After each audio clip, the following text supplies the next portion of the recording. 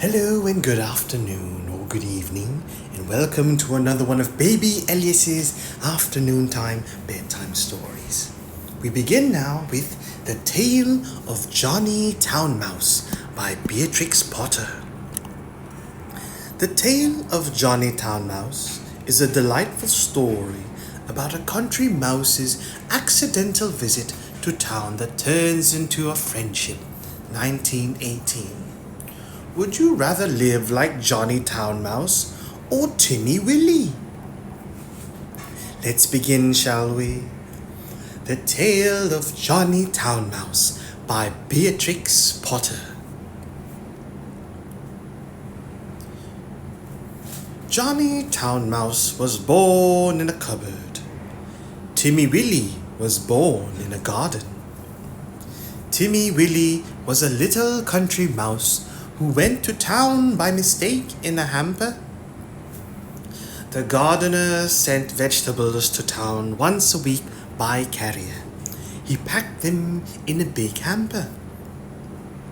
The gardener left the hamper by the garden gate so that the carrier could pick it up when he passed. Timmy Willie crept in through a hole in the wickerwork, and after eating some peas, Timmy Willie fell fast asleep. He awoke in a fright while the hamper was being lifted into the carrier's cart. Then there was a jolting and a clattering of horses' feet. Other packages were thrown in. For miles and miles, jolt, jolt, jolt, and Timmy Willie trembled amongst the jumbled up vegetables. At last the cart stopped at a house, where the hamper was taken out, carried in, and set down. The cook gave the carrier 6 pence. The back door banged, and the cart rumbled away. But there was no quiet.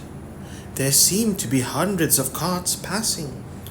Dogs barked, boys whistled in the street.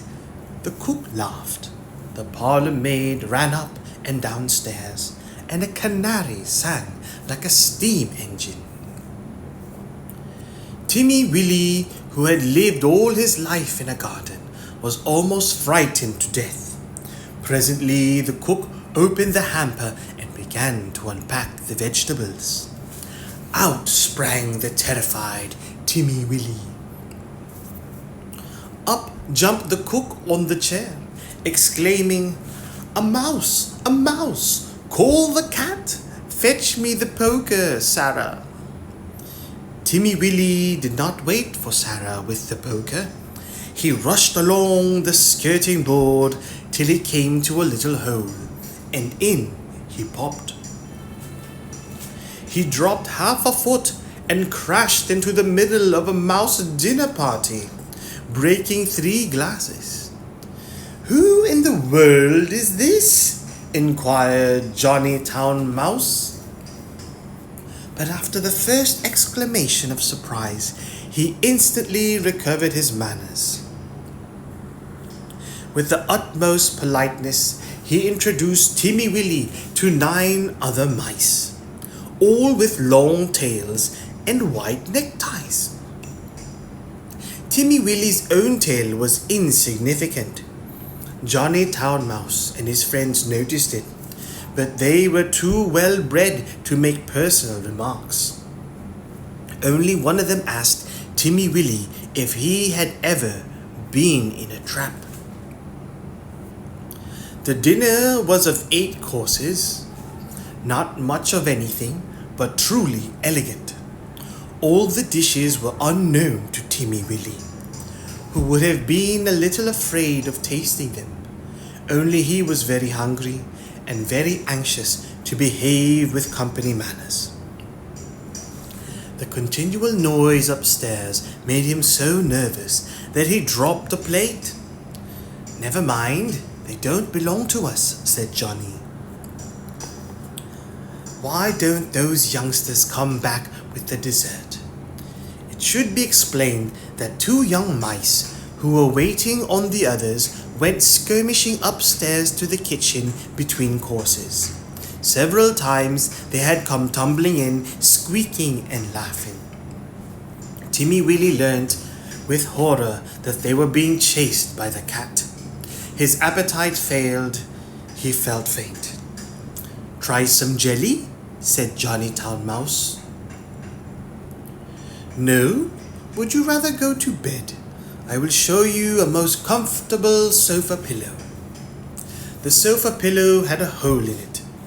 Johnny Town Mouse quite honestly recommended it as the best bed, kept exclusively for visitors. But the sofa smelt of cat. Timmy Willie preferred to spend a miserable night under the fender. It was just the same next day. An excellent breakfast was provided for mice accustomed to eat bacon, but Timmy Willie had been reared on roots and salad. Johnny Town Mouse and his friends racketed about under the floors and came boldly out all over the house in the evening. One particularly loud crash had been caused by Sarah tumbling downstairs with the tea tray. There were crumbs and sugar and smears of jam to be collected, in spite of the cat. Timmy Willie longed to be at home in his peaceful nest in a sunny bank. The food disagreed with him. The noise prevented him from sleeping. In a few days he grew so thin that Johnny Town Mouse noticed it and questioned him. He listened to Timmy Willie's story and inquired about the garden. "It sounds rather a dull place. What do you do when it rains?" "When it rains, I sit in my little sandy burrow and shell corn and seeds from my autumn store. I peep out at the throstles and blackbirds on the lawn and my friend Cock Robin. And when the sun comes out again, you should see my garden and the flowers, roses and pinks and pansies. No noise except the birds and bees and the lambs in the meadows." "There goes that cat again," exclaimed Johnny Town Mouse. When they had taken refuge in the coal cellar, he resumed the conversation. "I confess I am a little disappointed. We have endeavored to entertain you, Timothy William." "Oh, yes, you have been most kind, but I do feel so ill," said Timmy Willie. "It may be that your teeth and digestion are unaccustomed to our food. Perhaps it might be wiser for you to return in the hamper." Oh, cried Timmy Willie. "Why, of course, for the matter of that, we could have sent you back last week," said Johnny rather huffily. "Did you not know that the hamper goes back empty on Saturdays?" So Timmy Willie said goodbye to his new friends and hid in the hamper with a crumb of cake and a withered cabbage leaf. And after much jolting, he was set down safely in his own garden. Sometimes on Saturdays, he went to look at the hamper lying by the gate, but he knew better than to get in again, and nobody got out, though Johnny Town Mouse had half promised a visit. The winter passed. The sun came out again. Timmy Willie sat by his burrow, warming his little fur coat and sniffing the smell of violets and spring grass. He had nearly forgotten his visit to town, when up the sandy path, all spick and span, with a brown leather bag, came Johnny Town Mouse. Timmy Willie received him with open arms. "You have come at the best of all the year. We will have herb pudding and sit in the sun." It is a little damp," said Johnny Town Mouse, who was carrying his tail under his arm out of the mud. "What is that fearful noise?" he started violently. "That," said Timmy Willie, "that is only a cow. I will beg a little milk. They are quite harmless unless they happen to lie down upon you. How are all our friends?" Johnny's account was rather middling. He explained why he was paying his visit so early this season. The family had gone to the seaside for Easter. The cook was doing spring cleaning on board wages, with particular instructions to clear out the mice. There were 4 kittens, and the cat had killed the canary. "They say we did it, but I know better," said Johnny Town Mouse. "Whatever is that fearful racket?" "That is only the lawnmower. I will fetch some of the grass clippings presently to make your bed. I am sure you had better settle in the country, Johnny." We shall see by Tuesday week. The hamper is stopped while they are at the seaside. "I'm sure you will never want to live in town again," said Timmy Willie. But he did.